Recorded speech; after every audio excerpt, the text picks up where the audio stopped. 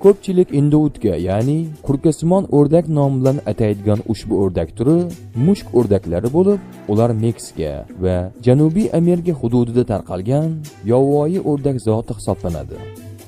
Ushbu o'rdak zotini xonaklashtirib boshlanganiga ko'p bo'lmagan bo'lsa-da, bugungi kunda dunyoning deyarli barcha mintaqalarida boqiladi.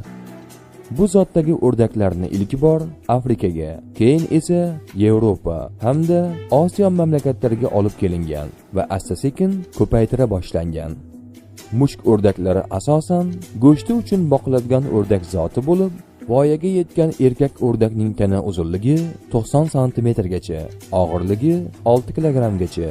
Urg'ochi o'rdaklarning uzunligi esa 70 sm, og'irligi o'rtacha 2-3 kg atrofida bo'ladi. Ushbu o'rdaklar boshqa turdoshlaridan tumshug'i va ko'zi atrofidagi qizil tusdagi terisi bilan ajralib turadi. Shuningdek, ular boshqa o'rdaklardan kam shovqin chiqarishi bilan ham farqlanib turadi. Aynan shu jihat sabab ular ko'p xalqlarida ovozsiz o'rdaklar deb ataladi. Mushk o'rdaklarining urg'ochisi bir yilda o'rtacha 70 tadan 120 tagacha tuxumlaydi.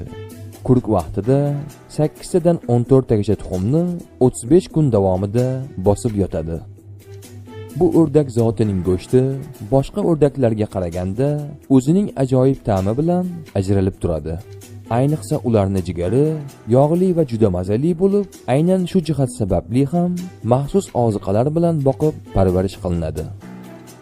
Azizlar, kanalga obuna bo'ling va rolik yoqqan bo'lsa, unga like orqali baho berib o'ting.